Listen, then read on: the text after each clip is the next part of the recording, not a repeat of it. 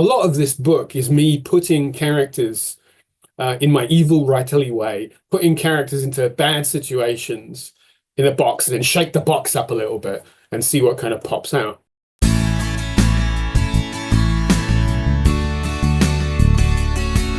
Welcome, everybody, to another episode of Positively Trek with me, Dan Gunther, and this is a special book episode, and we've got a special co-host brought back. We've brought him out of mothballs and dusted him off. Bruce Gibson. Bruce, welcome back to Positively Trek. Thank you. Last time I was here was, about a month ago? A few weeks ago? Something. It wasn't that long ago, but yeah, it's great to be back again and talk Star Trek books. Yeah, well, this is a rarity these days in the Star Trek publishing world.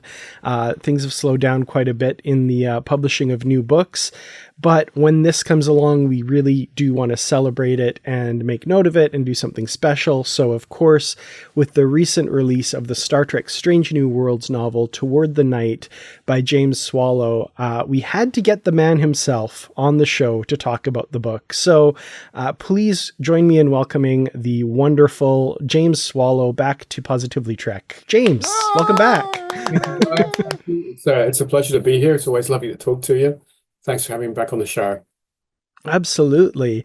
Well, yeah, like I said, this is kind of it's a big deal when a Star Trek novel is released, and it's something that we really like to talk about on this show and kind of give a bump as much as we can.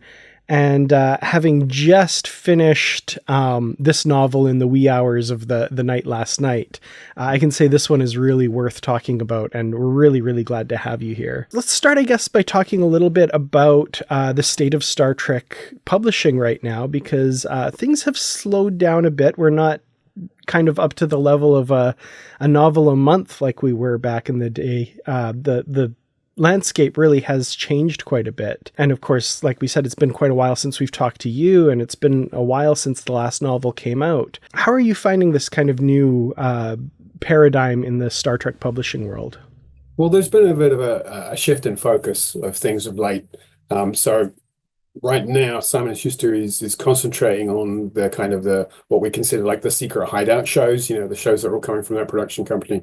So we're seeing a lot more tie-ins to what's current on television and less for the older series. That's why right now a lot of the focus is on Strange New Worlds. We've had, we got High Country, I think, at the beginning of the year, or was it at the end of last year? John Jackson Miller's book. Yeah, that sounds right. Yeah, and then we just had, before that, we had Una McCormack's Asylum. Now we have my novel, Night, and we're going to have another one, which is Dave Mack's Ring of Fire, which will be coming out towards the end of the year. So currently the focus is on that, but there is some other stuff coming out. I think Greg Cox has Identity Crisis, I think, or Identity Theft. I think right. That's the title. Yes, that's it. Yeah, and that's a classic Trek novel, so that one's coming out as well. Beyond that, I know of some other books that are in the works. I can't really say more than that, but there's stuff going on. But yeah, there has been definitely sort of a step change of things right now, and also we've just recently suffered a quite a personal loss. Is one of our esteemed editors, Margaret Clark, who's been with us for so many years. She passed away very recently, very suddenly, which is a great shame, and we all feel that loss very, very keenly, and so that has meant that things have kind of slowed down as well. But stepping into the big shoes, filling those big shoes, is our good friend Scott Pearson, Scott has been working on as a line editor on the Star Trek line for quite a while. So I can't think of anybody more suited to take over the job than him. And I'm sure once he gets back up to speed, we're going to be seeing Star Trek books going from strength to strength. In terms of the release schedule, that's way above my pay grade. But as I say, there are new books on the way, stuff that hasn't been announced yet. So it's not like the line's winding down or anything like that. Mm-hmm. Oh, for sure. Yeah. Margaret Clark, we were so sad to hear about her passing, for sure. Bruce and I had the opportunity a few years back. I think that was on Literary Treks back in the day. We spoke with her.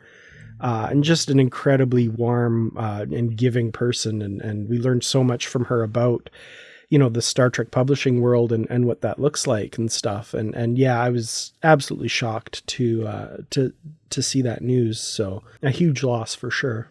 Yeah, I wasn't expecting, I didn't know anything. And then to see that was a big surprise and very sad.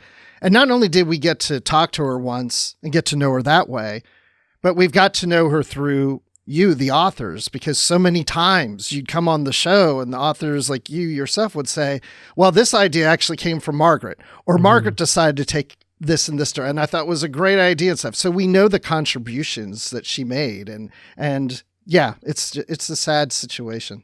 I mean, speaking personally, I've been writing Star Trek books now for nearly 20 years. And I think it's like 12 books, almost maybe like one or two that I didn't work on with her. So she's been sort of like a guiding hand through my work on the Star Trek prose for a very long time. And as I say, she will be definitely missed. Just a very unique, iconoclastic kind of quirky, fun, interesting person. She was so much joy in life to her and so much fun to work with her. And she is, she will be sorely missed. But in a way, that if you just look at the body of work that's been out in the last, there's no Star Trek work out there that doesn't have her fingerprints on it. So, she leaves behind a legacy of great writing. Absolutely. Mm-hmm. Yeah. And including this book that we're talking about today. Was she involved, right? Yeah. In fact, one of the things I was sad about is that Margaret's passing came so quickly.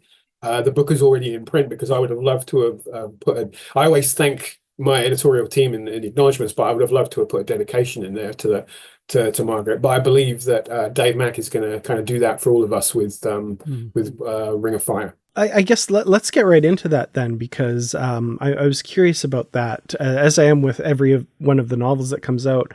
Where did the kind of initial impetus, where did the origin of this novel come from? Was this an idea that you pitched, or did this come from editorial?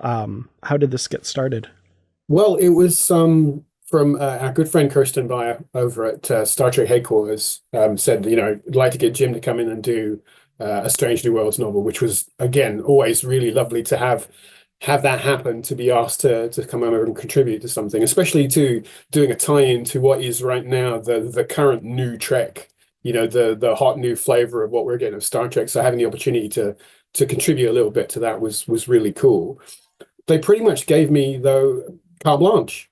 There was at the time we were going to make the book fit in with season 3, because I think that the time of the plans were that the show was going to be airing earlier. So the only major change we really went through was when we realized the TV show wasn't going to be coming out in time to sync up with the book. Margaret said to me, Kirsten wants you to kind of reorganize things. Can you set it somewhere else? And as it was fairly easy for me to kind of, it was because it's designed to be a standalone story. It was easy enough for me to kind of take it and just move it back a little bit. So now it sits in the middle of season 2, between the episodes. It's the Among the Lotus Eaters and Charades. So it fits in between those two stories. There's a nice little gap there. Mm-hmm. But in terms of the core, without getting into spoilers at this point, that actually kind of came from a good friend of mine who, a longtime Star Trek fan, one of my old buddies, Michael Clark, guy who I have been in Star Trek fandom for years, and Mike's also a gamer, and he enjoys the Star Trek Adventures RPG, tabletop RPG. And we were having one of those discussions where we were talking about ideas for game scenarios. And he was chatting to me about this concept he had for a story that followed up on the plot line of the Doomsday Machine. And again, I have to be careful what I say because I don't want to spoil it, but some of the elements he was talking about this kind of moral dilemma story that he had, I thought that was a really cool idea. And I said, that's really interesting to play with that. And I said, I think I might borrow that if you don't mind. And Mike was like, yeah, go for it. So the germ of the idea came from this conversation with Mike. And then as I started building on that, I thought, well, what's the stuff in Strange New Worlds that I really like? I mean, I really enjoy the character of Pike, and I really like the character of Ortegas, and I felt like she hadn't been as well served with stories, like spotlight stories, as she could have been. So to me, I wanted to make sure that she got a strong character narrative throughout this plot, and I wanted to give Pike some fun stuff to do. And then, of course, looking at the rest of the characters, all the characters are such fun. I thought, well, I'm just going to, try and find something interesting for everybody in the show to do and mesh all that together with this sort of moral dilemma story. And that basically became the sort of genesis of what became Toward the Night. Yeah, without getting into too many spoilers yet, we'll definitely do that later.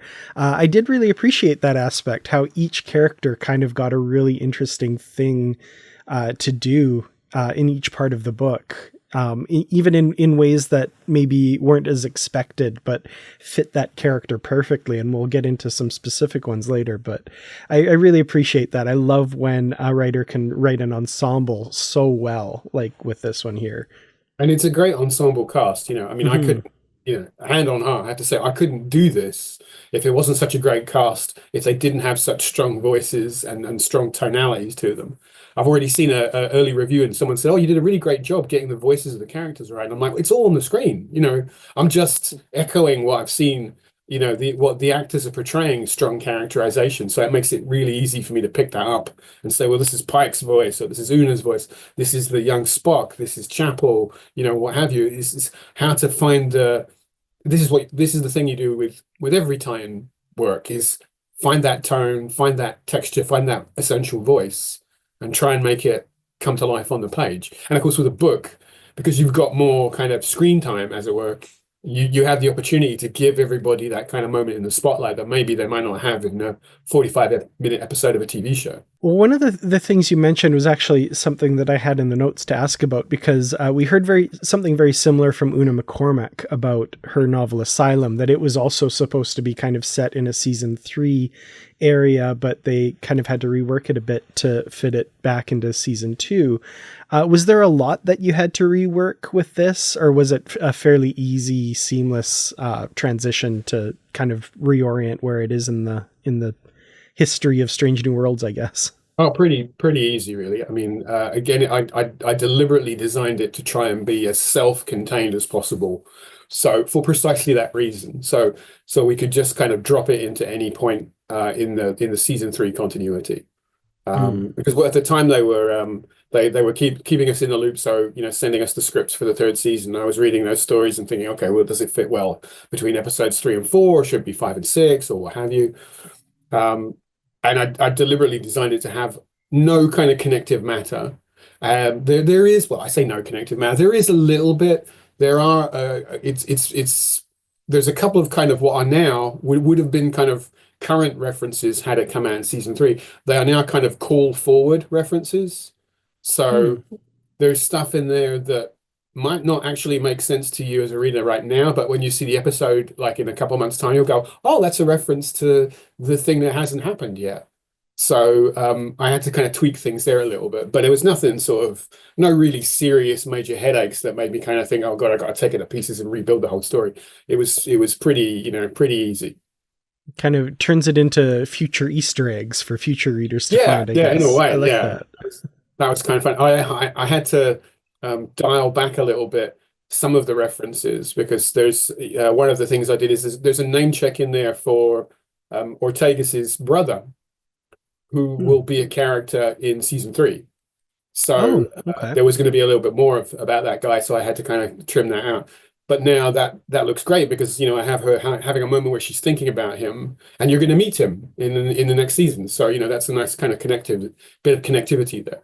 Oh, I love that. I love that kind of stuff. That's good to know. That's great to know. Do they give you like a series Bible, or are you just going based on the scripts and what you've seen on screen? Well, I mean, at this point, I pretty much know Star Trek, so I don't think, I don't need to kind of know who these characters are, because you've seen them right there on the screen. But they were sending me all of the episodes. I got to read, I think, everything except the season finale for season 3. They were keeping that one definitely under wraps. And that was a lot of fun. And of course, that was like almost like a year ago. So I've been having to kind of keep my lip zipped about everything that's going on. I see every time a trailer drops, or people are going, oh my God, I can't believe that actor's in it, or this thing is going on. And I'm like, if only you knew. It's quite crazy, to see the thing that always makes me laugh is when I see people talking about what they think is going to happen. And I'm like, there's like 20 people talking about it. Like, well, one guy has got it right and everybody else is way off base. And I think that one guy in like 3 months from now, he's going to be like, I totally called it. You guys were all wrong. It's just fun to see that, all the speculation when you know what really is going on. Oh, I'm incredibly jealous, but that's great. Let me We'll say, get I'll, there. I'll just say this. There's some really good episodes coming up. I mean, some really, really fun stuff. I can't wait to see it. Well, let's get into, I guess, the actual story here, and we'll just kind of set it up and then give a warning for spoilers. But yeah, this involves this a strange new world, which is always welcome. This planet that seems to have been wiped out, had an environmental cataclysm, basically, from which there's this they discover that it's kind of a distress call, and they're checking it out. And yeah, I guess this is probably the point we should just say, okay, spoilers here, I guess. Yeah, we can't really talk too much more about it without getting into spoilers. So yeah, we have this world that's seemingly been abandoned because the environment dramatically shifted. And I love the kind of mystery of what's going on with this planet, 685 Gamma, or as we learn, it's called Saka. I personally was trying to figure out the mystery of where these people had gone throughout the entire book. And my mind was kind of going to Sarpedon and the Atavachron in All Our Yesterdays. And yeah, there's a little conceptual nod towards that, definitely. Yeah, I appreciated that for sure.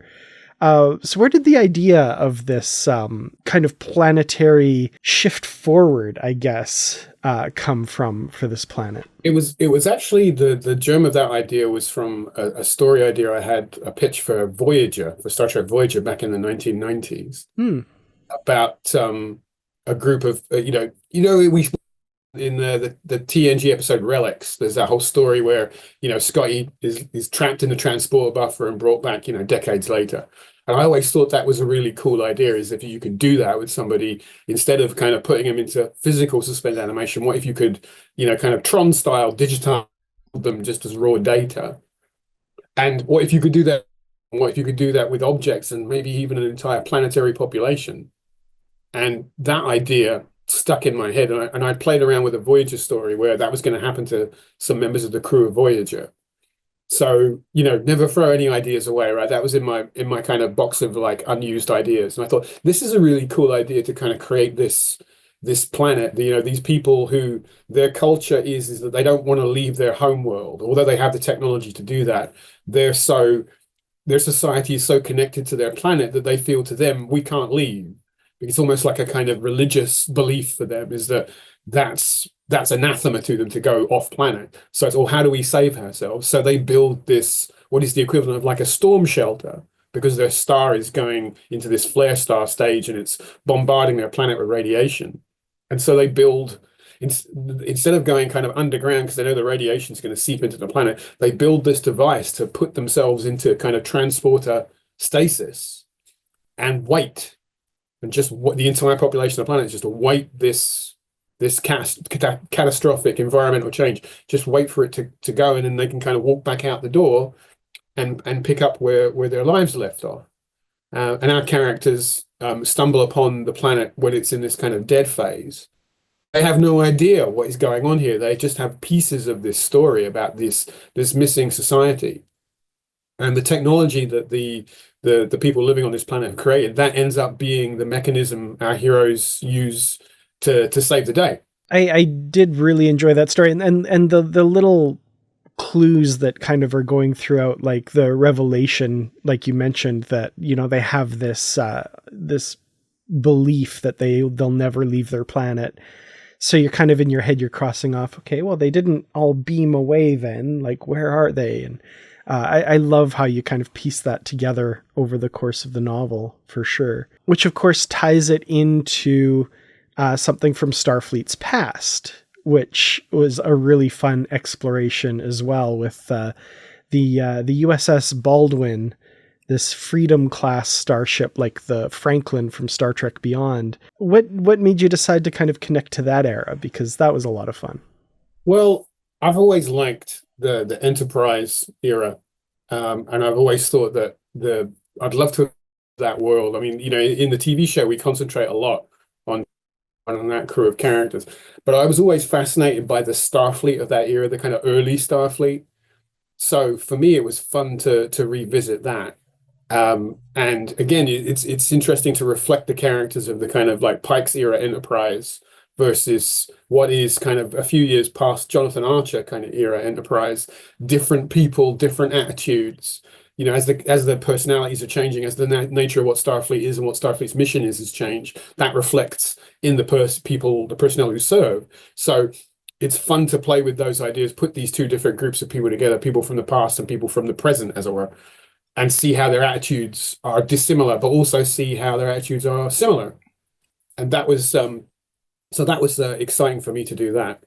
And I just, you know, being a Trek Tech Starship nerd, I thought it would be fun to bring back the Freedom class ship from Star Trek Beyond, which I think is a cool, really sort of clunky, old school, chunky metal starship, and I just like the design of it. And I thought it would be fun to bring that back. So all of these were just like, you know, little things that I really enjoyed, and gradually finding a way to weave that all into one story to make it fun for me as a writer to write, and also hopefully fun for readers as well. Yeah, because I sometimes read like a Star Trek novel where something similar like this might happen, where you have the current crew and then they find a ship or a crew from the past, and it's usually before Starfleet. But I like the fact that it's the early years and the Jonathan Archer years, for lack of better words for it, but just to have that time frame in there, because they're both Starfleet officers, but from different times, and they have to relate to each other in that manner. And so that was entertaining to me, for them, the Makos, to see, oh, what are these officers like? You know, what things are like in the future that are different from what they have now. So a phaser isn't like such a strange thing to them or anything. They know what it is. It's just more advanced, you know. And that makes it interesting as well, because these people, they don't look at like the future characters and go, "What are you? Where are you from?" They Right. get who they are, but but the fact that it's just slightly different, in fact, actually kind of amplifies the suspicions and the differences between these people, because, well, I know this looks like a phaser, but it's not quite. What's going on here? And you know, and it a whole different kind of relationship. And in the early scenes when these two groups are brought together, there's a lot of suspicion, because Pike is trying not to mess with the timeline. And so he doesn't want these people to know who he is or where they come from, and he's doing his best to kind of, you know, we can't interfere, we can't mess with any of this, because the history of these people has already been written. And, you know, if we do one thing wrong, it's the ripple effect. And so that's first and foremost in Pike's mind. And from the point of view of the characters in the past, they're like, well, who is this guy and why is he keeping things from us? And, you know, we can't trust him. And so immediately it creates this friction, this tension between these characters who should be on the same side, and they are, but they're keeping stuff from each other. And immediately that's great drama, because these characters are just butting heads all through the core of the story. I thought that, I mean, it makes sense, right? It's the prime directive. You go back to the past, you don't reveal the future. You don't say who you are. But I thought, well, since these since our crew believes that they're going to die on this planet, there's a part of me that thought, well, why not say anything? As long as you don't, you know, whisk them away back to Earth or anything, they could die knowing that they're from these, you know, Pike and them are from the future. What does it matter? Well, I suppose what it is that, you know, what's known about them is they're kind of missing, presumed dead. So they don't know 100% that these people die. And of course, that little kind of bit of wiggle room, that ends up being the doorway to the kind of finale of the story. Right. Not to mention, like, there is a fear that they do have a warp-capable shuttlecraft there. So they could potentially hijack it and return back to civilization and really mess things up too. So yeah, I mean, and there's a point in the story where, you know, where they say, well, can we have your shuttle? Can we get off this planet? Can we have your shuttlecraft? And Pike's like, no, because that's technology, that's 100 years in advance. And just, you know, in the database on board that ship is 100 years of future history, and if it falls into the wrong hands, you know, it could have catastrophic effects. But what I really wanted to get into was you know, we've seen this kind of story before on Star Trek, you know, these kind of moral dilemmas. But I really wanted to get into the kind of nitty gritty of it, because sometimes when we get stories like this, they're very academic and they're very kind of intellectual, and you think it's a trolley problem kind of story. It's like, how many people would you sacrifice in order to save a larger number of people? Needs of the many, needs of the few, that kind of thing. But it's very easy to have that conversation at a remove, not when you're looking that person in the eye and going, yeah, you know what, I'm going to have to leave you here to die. And these are real people with real personalities, decent, good people. They're not bad guys who you go, it doesn't matter if these guys die. These are your friends, these are your colleagues. How does it feel to have to look somebody in the eye and make that kind of decision? And what kind of creation of real relationship does that have? How does that affect those interrelationships? That's what I really wanted to get into, from the kind of the oblique academic nature of it, and say, no, this is happening to you right now. And if you were in that situation, would you have that moral question and you can't look away from it? What choice do you make? And Pike, because he's such a strongly morally centered character, that's great to just hand him that ball and go, there you go. You figure that out, Chris. What are you going to do with that? And that was really fun to write. Yeah, that it really reminded me of the TNG episode, A Matter of Time, with Berlinghoff Rasmussen, who wasn't actually from the future, but Picard's argument with him, right? Like, my future's not written yet. Like, how do you know? Blah, blah, blah. And it's flipping that so that the people you're dealing with, you're the one from the future now. And I really enjoyed that story for sure. Another aspect I really liked was, because of the era that they're from, they're a little closer to the eugenics wars. It's not quite as distant in the past. And that reaction to seeing La'an Noonien Singh's name on the back of her insignia, that was, you wrote that so well, just like the visceral gasp. That was really good. Yeah, I mean, part of that was the character La'an, with she's got such great depth and dynamic. I really like the idea that she's this sort of distant descendant of Khan. Mm-hmm. But I wanted to do a little bit more with that, because we know in her past that she's had to deal with prejudice because of that. But we don't really see a lot of that in the show.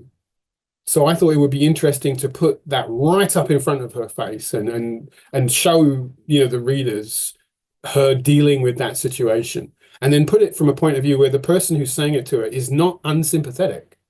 Somebody who, it's Rix, the character, is the name of the character, the medic from the Baldwin. As he explains, he says that, I didn't live through the eugenics wars, but I was raised by the generation of war orphans who lost all of their families during the eugenics wars. My parents and grandparents are the survivors of that. And if you think of how that generational trauma would have affected his parents and grandparents and how that would have been passed down to him and his reaction to it, that's why he has that strong, visceral kind of, his hackles go up. And immediately he assumes that she's a bad person and that she's there to do them harm. How does he learn to get past that? And her story is, how does she react to it in a way that isn't immediately aggressive and isn't immediately kind of confirming his worst fears? Because La'an is somebody who's very much, she's very straight down the line, and she has a very aggressive, straightforward reaction to things. And she has to kind of temper herself, because she knows that if she kind of comes out towards this guy and sort of like, tells him to, get the hell out, she knows that's going to create trouble for them. So she has to temper her own reaction to it. But at the same time, it's something that she's like, oh God, not this again. I thought I came from a place where we got past this, and now I have to deal with it again. So again, great opportunity for kind of friction between these characters. Yes, thank you. Because Lon is one of my favorite characters, and when she was out, when they thought she could be dying, I was like, oh no, she's probably going to be sitting out this entire novel until the end.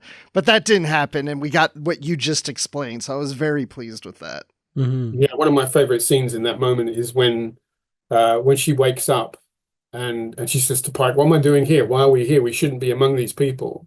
And Pike says, well, if we didn't take you down to meet them, you would have died. And she said, you should have let me die, because we can't mess with time. Because, of course, that ties back into her personal experiences. Yes. Tomorrow and tomorrow and tomorrow. And she's like, I've done that, and it turned out really badly, and we can't do that again. And, of course, Pike's had experiences with timey-wimey stuff as well. So both of them are coming at it from different directions. And so she feels really strongly, you should have just let me die because that would have been a better choice than doing this. But Pike's the kind of guy who's like, Pike's never going to do that because he's not that man. He couldn't make a choice like that. And again, so another great opportunity, this time a little bit of friction between two of our main cast members. A lot of this book is me putting characters in my evil writerly way, putting characters into bad situations in a box and then shake the box up a little bit and see what kind of pops out. To your earlier point too, these characters are so well rounded and so well acted by their actors. You can just kind of throw a situation at them and see how they react. That's really cool. Positively Trek comes to you each week thanks to the efforts of our amazing Patreon members. If you'd like to help support the show, simply visit patreon.com/positivelytrek. Join at any level to get early access to ad-free episodes and exclusive content. For higher tiers, we offer shoutouts, associate producer credits, and more. We appreciate each and every one of our listeners. Thank you so much for listening to this week's episode. Live long and prosper. Before we move on to the next topic, I kind of want to settle a bet I have kind of going on with myself and my brain. The Baldwin, that's got to be a For All Mankind reference, right? Absolutely is a For All Mankind reference. Yeah. See, Bruce, you have to watch that show. There's actually a nested. I mean, I love. Let me just sidebar for a second. I love For All Mankind. I mean, yeah. I'm a huge NASA nerd, and that show is absolute catnip for me. So when I was working on the outline for this, we were rewatching some of the episodes, and I like the idea of naming the ships in the Freedom class after astronauts. And I thought, oh, wouldn't it be fun if they were fictional astronauts? So, and in fact, if you look, there's Pelia talks about having served on a ship in the same class, and she said, oh, it's the USS Koenig, and that's a reference to John Koenig, Commander Moonbase Alpha from the Space 1999 TV series. Oh, nice. There were other names I was considering with the Watney, after Mark Watney from The Martian, and Mason after Major Matt Mason, the little action figure, the little astronaut toy from the 60s. But I picked Baldwin because I just thought that, I liked Ed Baldwin as a character. And there's a scene when they're in the rec room and they're looking at the ship's mission patch on the wall. And the design, the description, that's the same mission patch that Apollo 15 has in For All Mankind. Which again is just putting in another little kind of reference in there, because I really like that show. Oh, that's great. Yeah, I grinned when there was the line, like it kind of confirmed to me, oh, they were named after past astronauts. I was like, oh yeah, okay. That's a For All Mankind reference. That made me very happy. So many people have said like, oh, For All Mankind is like the prequel to Star Trek. And I'm like, yeah, it could be. So maybe, maybe it is. Who knows? Well, yeah. And then you also had mentioned earlier in the show, focusing on Ortegas, and we get to see a relative, her great grand aunt. And I thought it was interesting because you could go to any of these characters and do a relative. And I'm just curious why you chose her. I guess because you wanted to give more focus on her character, but then also, are the writers of the show or Kirsten Beyer okay with you creating that? Or is that something they had as a distant relative in mind for her? Well, from the start, the outlines, I said I want to do a story for Ortegas. I want to do the kind of never meet your heroes. And this is, and it's a never meet your heroes, be careful what you wish for. I want to kind of play those notes, but I want to kind of drill into her background a little bit. And so when I presented the storyline, I said, well, we can talk about Beto, her brother, who you're going to see in season 3, just as in passing, but I want to go back into her past and talk more about like her inspirations. And I really like this idea that she'd had this kind of renegade auntie from her distant past. Well, I say distant, not distant from her point of view. This person who had been an influence on her, but she'd never met them. And they're this kind of the black sheep of her family. And she followed in this person's footsteps. There's a line in the story where she actually says to her, you opened the door that I walked through. So that's kind of her relationship for this character. And so in her head, she has this idea of who this woman was. But when she meets her, she's not that person at all. and she's a completely different person, and she's quite spiky and quite unpleasant, at least at the beginning when she first meets her. And, you know, as a kid, she has one view of this person, but what she realizes later on is that her family were always kind of like, don't talk about her, don't talk about Auntie Luciana, you know, because she's the black sheep of the family. And there's this kind of underlying storyline about this character having left and gone off into space and done her own thing, but under a bit of a cloud. And the young version of Ortegas, she didn't see that. She just saw somebody going off and having a cool adventure. And she's, as a kid, she's thinking, I want to go do that. But as an adult, she realizes there's a lot more nuance to it. And it's much more complicated, as these things always are. And she finds herself in this situation of trying to reconcile her youthful, childlike vision of this person who inspired her with the actual version of the real person that she meets, who is not necessarily a bad person, but definitely not what she was expecting. And again, that was interesting to challenge that character and put her in that situation. So just to delve into her background, because it gives me an opportunity to put her front really cool conversations and just open up and explore more of that character's backstory. Yeah, from where she's from, what her family's like. Yeah, it gives you that opportunity. Yeah. And all of that stuff, you know, we were kind of going backwards and forwards. That was all being sort of vetted and checked to make sure it kind of dovetails with what's going on in the show. And hopefully that connects up to make it kind of feel richer and stronger, you know. When we were putting the artwork together for the cover, I remember the original pass of the artwork did not have Ortegas on the cover. And I went back to them and I said, because they'll put the art on like the text on the back of the book, the sort of like the one-page outline. And I went back and I said, no, she needs to be on the cover because she plays a very, very important role. And it's not fair not to have that character front and center right there.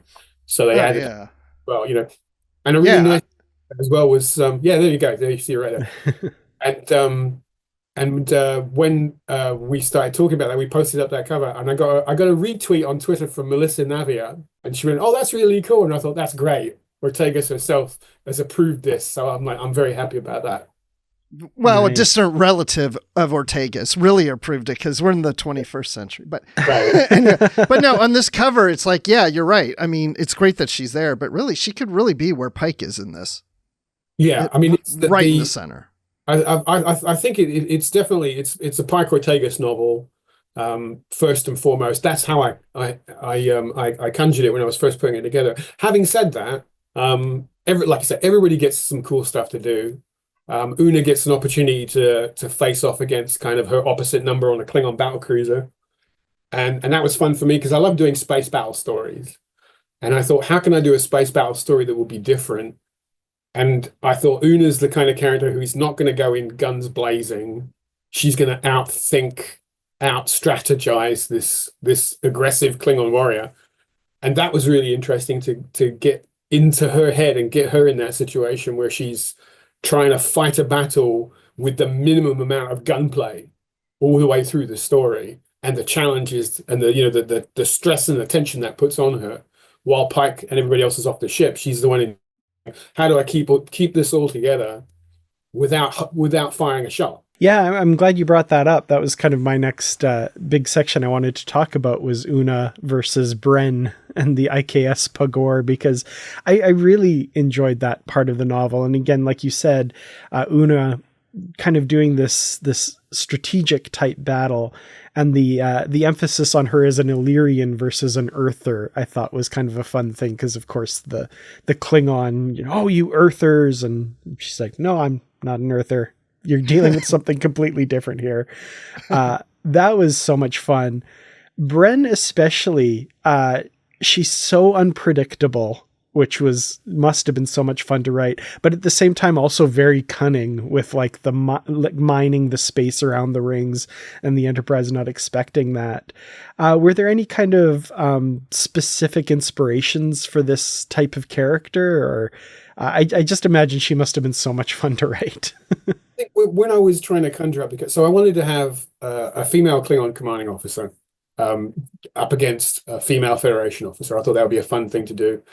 And then I kind of looked at Una and I said, okay, how can I just invert everything about her so I want to create this character who is this kind of reverse mirror of who Una is, and the person who would do the opposite of her of every situation. So she's absolutely a braggart, and she's bullish, and she's aggressive, and she's sly, and she lies, and she's just, you know, all the negative kind of emotional reactions that Una would not have. That's this woman distilled down into everything that she is. And then looking at the timeline, I realized that, you know, we're still quite close to the war with the Klingons that we saw in Discovery, and I thought, oh, that gives me a kind of spur to create some of her backstory about the idea that she was involved in the war, and that she'd have been the one who'd have come to Earth and planted the flag if they'd have won. And so she's really salty about the fact that the war ended. So she's looking just to pick a fight all through the story. Every opportunity that Una says, like, well, you know, we could disengage from this, I'm giving you an out. She's like, no, I don't want an out. I want to fight. And she keeps pushing and pushing and pushing. And Una's pushing back the other way, trying to, how can I get out of this without a fight? So it's the irresistible force and the immovable object. And the two of them, again, sort of like banging off each other. That's, you know, the sparks that fly between the two of them.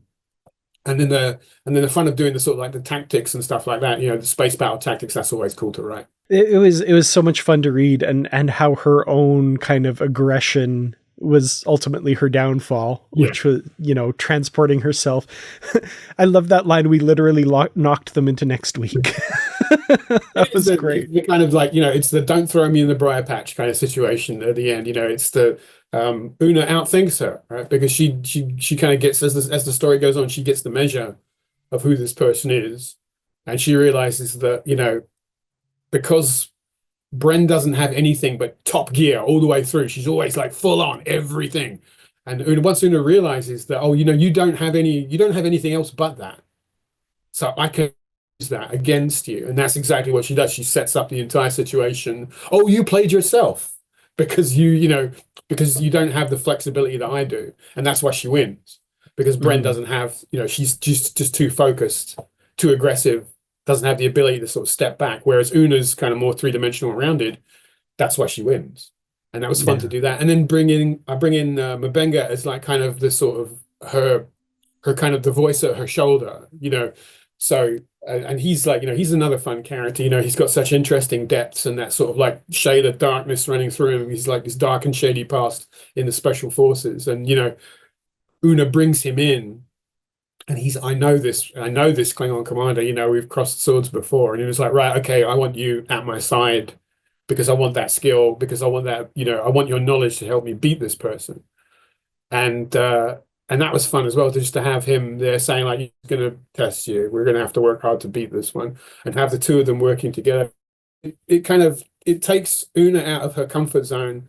And it also takes M'Benga out of his comfort zone, because he's like, I don't really want to be doing this. I used to do this stuff, and now I'm past it. And she's like, yeah, but we need to save the ship. It's like, okay. So they both they both have to take on this job, this challenge of beating this bad guy, at the same time, you know, trying to figure out where all their crewmates have gone. So again, it's like tension coming at them from all different directions. Yeah, I really like that because of his past with the Klingons. It made sense that he be there. And so we weren't seeing the doctor character of him like, oh, you know, let me take care of this patient. This is him dealing and helping her with the Klingons. And it reminded me of so many times when we would see McCoy standing there next to Kirk's chair, and McCoy's just there making comments. He doesn't really sometimes have a reason to be there, but M'Benga does. And he's, you know, kind of helping guide and let Una play off of him and decide, you know, what should come next. And he's just that voice of, oh, don't trust them. You know, they're going to do this. She's going to do that, you know. And that was really great to see that in his character and that relationship with Una. Mm-hmm. And also, see, that's another reason why Bren loses, because Bren doesn't have someone like him. She doesn't have someone she can trust and confide in. And again, it's kind of coming back to like, well, you know, Starfleet works because diverse people, disparate people with different skill sets coming together to save the day. That's why Starfleet works. And the Klingon commander, she doesn't have that because she's so focused in like, no, I'm in charge. I'm the only one who makes any decisions. And that's kind of ultimately, you know, leads to her downfall. And the idea of bringing those two characters together, bringing like, you know, the first officer and a doctor together into that situation, is again just taking them out of the roles that we've already seen them playing in the show and giving them something a little bit different to do. It's one of the things I wanted to do with this story, was try to take characters who aren't usually put together and try to put them together. So they have different sort of relationships, and also sort of break in characters who've had relationships, because this is kind of past the point where Spock and Chapel have had sort of like their kind of romantic interlude, and Chapel is part, Spock is not. And so when they're split, he's finding it really difficult to kind of concentrate on his work because he's really worried about her, and he still hasn't kind of rationalized his emotions about how he feels about her, and it's clouding his judgment as he's trying to deal with the situation. Yeah, I appreciated that kind of touchstones of their relationship between the two of them being separated, and how like every once in a while it's like, oh, they'll be fine kind of thing. Like just we know who you're thinking about, but yeah, that was really that touching. moment when, Pike says, oh, we lost somebody, and immediately he thinks, oh, please not her. And that's literally like his very first reaction is like, anybody but Christine, and he feels bad about having that reaction, but that's like, oh, you can see that process going on. He's thinking, I've really got to sort this out. I've got to figure out what my feelings are towards her, and how I move forward from here. And that to me feels very much like mid-season 2 Spock. That's where he is emotionally in those moments. And so I tried to make that kind of feel true to the character. No, that was great. And also what you did with the other bridge crew characters that we don't get to see a lot, like Mitchell, for example, seeing more. That's the thing I love about the novels, is we can explore, like you said, we have more time to explore different characters and their backgrounds, and it gives them more opportunities that we don't get on the show. Mm-hmm. Yeah, I mean, Mitchell's, she has a few fun moments as well. And because we're splitting the party basically in this story, so yeah, you have to bring in some of the sort of the more sort of side characters and give them a larger role, because otherwise it's like, well, who's sitting at that chair? Who's running that console? Well, it's this character. And if they're on screen, as it were, for longer, you need to build that up, give them a little bit more depth. When I was nearing the end of the novel and we were coming up to the epilogue, I was thinking like, okay, the epilogue's going to be one of two things. And for the record, I think you made the right choice of what the epilogue should be. But I was like, I kind of want to see 1 week in the future and Bren and her ship reappear and just be enraged. Just popping out in empty space and going, what? Yeah. Absolutely. And I was thinking, like, if this were kind of back in the day where there were, a new Trek novel a month, or even at one point 2 a month, I thought that Bren would be just the perfect character to have as kind of this recurring antagonist that came back every once in a while. Like in Diane Duane's novels, she has kind of a whole set of recurring characters that came back repeatedly. Bren would just be so much fun because she would be so mad after this. Yeah, I mean, I imagine, it's like they say, when they're talking about what's going to happen to her, and her ship is, like they say, time displaced a week into the future. So by the time they come back, it's like, what? But she's the kind of person, she's going to go back to headquarters and she won, because she's the kind of person who could never defeat. But absolutely that she's going to go back into her quarters, carve Una's name in it with her bat'leth into the wall, and like, I'll get you. I'll get you, Una Chin Riley. She's definitely, she's got a blood oath, a blood hatred oath against Una now. So yeah, I could quite easily see that character coming back, with trying to basically get Una's head to hang on a trophy wall. I do hope that we get to see her again in the future. I hope you get to write another Strange New Worlds novel, and featuring Bren somehow would be so much fun, I think. But even if this is all we get of her, she's a very memorable character, and that was so much fun seeing them face off. Great. That's what I was aiming for, because she's like, there's no nuance to her at all. She's just absolutely full on all the time, and that's why she's fun to write, because she's such a polar opposite to Una, who is all nuance, who is all kind of like, there's so much going on below the surface, so many kind of layers to that character, and Bren is the exact opposite, just this kind of like force of kind of brutality, force of nature, just being propelled through the story by her own aggression. And that's why it's fun to sort of put two characters like that together and see what comes out. One other thing I wanted to mention too, before we get to the epilogue of the book, the giant bugs boy, if you wanted to find like the straight needle to my like nervous system of getting me while I'm reading this, I feel like Indiana Jones, but with not with snakes. It's like, why did it have to be bugs? And there's one point in particular, the larva. I was like, I'm going to be okay reading this as long as it doesn't mention lampreys. And then there was like, and the way it formatted in the ebook, it was like, and a ring of teeth like a, flip the page, lamprey. I'm like, ah! So kudos to you for just creeping me the F out with those. Good job, James. Good job.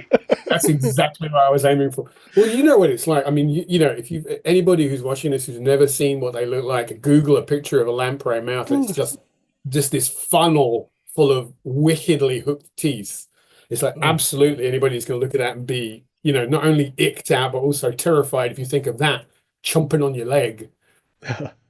So yeah, you know, that was fun to write those because I wanted to create because part of the story is there's no villain in this story apart. Well, Bren's a villain, but she's not the kind of driving force villain. There's no kind of master plan of some evil bad guy doing all this stuff to our heroes. It's just a kind of collection of systematic things that happen, and our heroes have to work their way through them. So the threat force I wanted to have on the planet where everybody gets stranded, I wanted that to be something environmental and something just like wickedly dangerous. And the more I thought about it was, so how's this going to work with the kind of the environment I create? And I was like, the idea of this life form that goes through this insectoid life form that goes through these different stages. So you have the maggoty sort of lamprey mouth crawlers, and then you have the kind of the ones that kind of run around, the little stalkers, and then you have these big sort of like basically monster giant kaiju-esque dragonflies. And once I kind of got that idea in my head, I thought, well, okay, that's going to work as an interesting sort of threat for our characters to face because they can't negotiate with that. It's not, you know, I even put a line in where one of the characters says, "Did you try talking to them?" And it's like, yeah, everybody who did that got eaten. So that didn't work. So we don't really have a choice here. Is either you run from these things or you fight them. And again, that was fun to put these characters into that kind of like, you know, that high octane, high pressure, high risk survival situation. It was fun, but really creepy. It so visceral while reading it. It was that was fun to read. I wish I could see your face, Dan, as you were reading it. Just kind of like, yeah. Somebody looks over, oh, that must be a good book. You look like you're really enjoying it.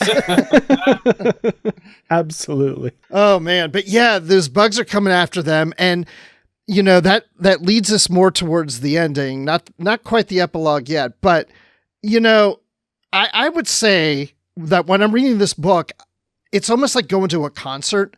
And you're enjoying the concert, and it's a band that you like, and you're like, oh my gosh, I hope they play this song. Oh, good, they did. Oh, I hope they play this song. Oh, good, they did. That's how I was in this, because there were so many times I'm like, oh, I hope something like this happens. Oh, good, you know, like Lon, like, oh, good, she's gonna come back and be with us through the rest of the novel. But the way this ended, and I remember thinking, it's like I said earlier, that why not just tell the Makos, you know, they're gonna die. You can tell them you're from the future. But then I was like, well, wait. If they're trying to get back to the 23rd century, take them with you. And I thought, maybe you'll go there, but then maybe they'll die. Something happens and they never make it through. And they did. And I love that because then it makes me wonder what their lives are like when they get to the 23rd century, which could do a follow-up novel or a short story to that. But I'm glad that you went there because it just made it more interesting to know that they're now out of place of their time and they have an adventure ahead of them. I mean, again, this comes back to it's Pike who makes that decision, but ultimately because he's in charge, right? He's the ranking officer, and he was never going to leave them behind, right? That's just not who he is. And once you get to that end decision, it's 100% logical because you know the kind of man that Christopher Pike is. He would never leave those people to die. He just can't do it. And even if taking them into the future is like there's some sort of bad effect of it, he looks at it and goes, well, it's, you know, of the choices that are in front of me, they're all equally bad, but this is the least bad choice, is to do this and screw the rules. And we'll, you know, I'll deal with, you know, if April puts me in manacles and throws me in the brig, that's fine. But I can't leave these people to die to die of radiation poisoning on this planet, and their past is kind of what happened to them is vague enough that maybe there's a little bit of wiggle room, within the wibbly wobbly, timey wimey nature of things. And it's the logical choice that he makes. And even though it means these people are now time lost and they will go through traumatic situation, it's better than being dead. Yeah. That's that's the calculus that Pike has. There's that whole conversation where when they reveal who they are and the characters say, well, look, can we have your spaceship and fly back to the starbase? He's like, I can't let you do that. Because you're going to mess with history, but you can come with us. And they have that revelation where it's like everybody thinks you're already dead. So there really isn't anything for you to go back to except this. Come with us because you're Starfleet, and Starfleet will always need people like you, and you can still be that just 90 odd years into the future. But is that really breaking the rules? A little bit. It's I wonder, I felt like it's the choice that Pike's going to make that choice no matter what. So at that point, I don't think he cares about whether is there a temporal prime directive at this point in Star Trek history? I couldn't find anything that kind of said there was. So I made a little joke about it in the story where one of the characters says, like, maybe we should write down some regulations, like codify this if this stuff happens again in the future. But for now, we're going to make this choice and we're going to save these people's lives. Mm-hmm. Yeah, kind of appropriate because it's before it happens in time, so it's appropriate for time travel stuff. But yeah, he totally Gillian Taylored them. So that's it. Yeah, definitely. I mean, I think that there's got to be somewhere at Starfleet headquarters that there has to be a point. I don't know where it would be sometime maybe before TNG. Like a special division of counselors working for Starfleet Medical, whose job it is to help people who are time lost. In the same way that you would help somebody if you had someone who was a refugee from a different country settling into a culture that they weren't from and saying, okay, well, this is how you settle into this culture. You'd have someone who would do that for people who are temporal refugees and say, okay, well, you're from the 20th century, well, this is the 23rd century, and this is the things that are different, and here's how we're going to ease you into that world. So I think there must be somebody maybe that's what Gillian Taylor ended up doing. Maybe she started, I like the idea of that, is that maybe that was the job she ended up having in the future, so people like, was it, can't remember, the captain that Kelsey Grammer played. Yeah, Captain Bateson, yeah. Yeah, Bateson, Morgan Bateson, right, him and his crew, right, they ended up stranded in the TNG time period. And that's a whole crew full of people. What happened to them? It's a similar situation, Yeah. Did they end up going on? I know I think it was, Diane Carey did a novel about those characters and brought those characters back. So the idea of them being able to find a new place for themselves in the future, the same as the guys from Neutral Zone who were, they're frozen in the suspended animation capsule. This is not something that doesn't happen. It happens a lot in Star Trek universe. There must be some sort of mechanism that exists for helping these people kind of reassimilate. I feel like Christopher Bennett had something like that as part of the Department of Temporal Investigations in his novel. I think like the homemaker from the Neutral Zone was like part of that department, like a counseling department or something. So yeah, that's I want to see more of that. That would be interesting for sure. So yeah, the epilogue of the novel now. I think Bruce, you had some thoughts on this because this was really cool. So, okay, towards the end of the novel, this is what I'm getting back to. Ooh, you're hitting all the right notes with me, okay? You're playing the right songs. Because when it was said that, okay, the Sakari are going to, when their planet's ready, several centuries from now, they'll come out to their world and continue to live. And I latched on to it saying many centuries or several centuries. And I thought, oh my gosh, wouldn't it be cool if there was a follow-up novel where they come out and the Discovery crew's there, or the Starfleet Academy series characters, which we're not familiar with yet. But whenever this novel comes, we would see that. And I get to the epilogue and I see Keel coming out and I'm like, oh, okay, that's cool. Yeah. And we're getting to see. And then he sees these 4 humanoid figures. And I was like, oh, no, really. And it was the Discovery crew. And I'm just like, thank you so much for doing that. That was a great surprise. Thank you. Well, I mean, I got to be honest, that wasn't in the original version of the outline when I started writing the story. And as I was putting it together, I was like, oh yeah, and then they go back into the thing and they'll be in suspension and originally it was going to be millions of years, thousands and thousands, or maybe millions. It was kind of like TBD years, but a long, long, long time, centuries, millennia. And then I thought, wait a second, if I bring that number in a little bit, I can totally make this a surprise discovery cameo at the end. Because and I looked at my numbers and I thought, this actually, I can make this work. So I remember I talked to Dayton Ward about it, about the timelines. And I said to him, what do you think about this? And he said, yeah, he said, if you kind of put the date of return here, the Discovery crew will be doing this, and this is in the gap between these episodes, it would work. So I said, yeah, let's go for it. So Dayton, helped me out with that. And it was just fun to do that, just to have this random moment at the back of the story is, you think this, it's the end of credits, post credits stinger, right? In a novel and that kind of thing. Keel, the alien character, he steps out of the gateway and he's like, oh, okay, well, the planet's fine now and time has passed. And the last thing that Pike says to him before he goes down to the planet is, Pike shakes his hand and he says, we won't meet again, but I promise you, Starfleet will make sure that your planet is protected and no one will mess with you while you're asleep. And because it's Pike making a promise like he always does. And I thought it's perfect that Burnham is the person who resolves that promise. And the idea that he kept that promise, and all through these hundreds of years, somebody from Starfleet has been every now and then going back to this planet and just checking to make sure everything's fine and fixing the device and making sure there's no problems with it. And it works really well because Burnham and Pike knew each other. Yes. That's why that makes it really resonant. So, when she meets the alien guy, she says, oh, we have a friend in common, Christopher Pike. We both knew that guy. And so immediately that kind of gives them that kind of very simple, basic emotional connection. And they shake hands and she's like, welcome to the future. Everything's great.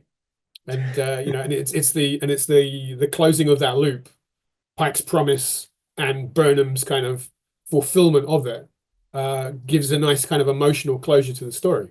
Yeah, I loved that because I wonder if it was very similar to your process of writing it, because kind of just as I was coming up to the epilogue, I was like, just like Bruce, like, wouldn't that be neat if ... Sure enough, I'm like, yes. I wasn't sure if I would be allowed to do it because, it's like, am I crossing the streams here? This is a Strange New Worlds novel. Am I allowed to do a kind of like a discovery epilogue in here? But they were like, no, go for it. It works. Yeah. And that's the fun with doing, time travel stuff. So this is, in a way, this novel has kind of I say stealthy connection. It has connections to the events of Star Trek Beyond. It has connections to the events of Star Trek Enterprise. It's obviously connected to the events of Strange New Worlds, but then being able to drop this one extra connection in. Oh, it's also connected to Future Discovery too. To me, that was just so much fun to be able to get that in there.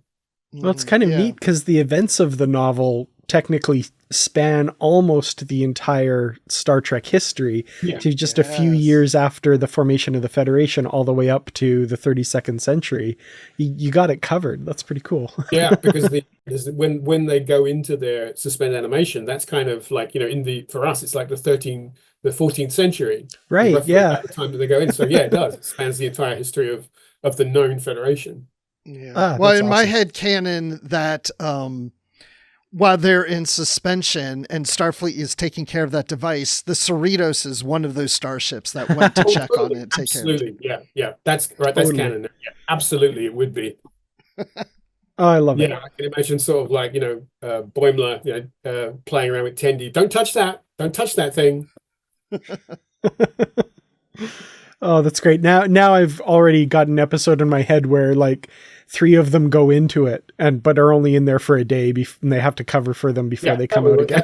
That would be a great short story. It's a shame that Star Trek Explorer magazine is not running anymore. Oh, yeah. That as a short story, a little addendum story.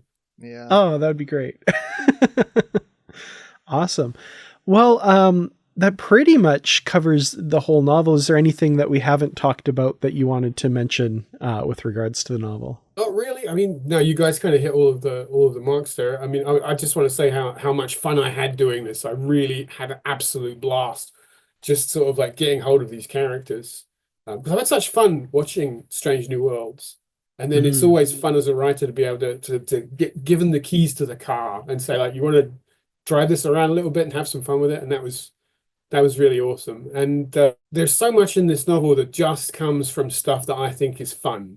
And I had an opportunity to pull from lots of different places and kind of weave a story together that hits a lot of marks that personally made me happy. And I hope that the readers are going to feel the same way about it.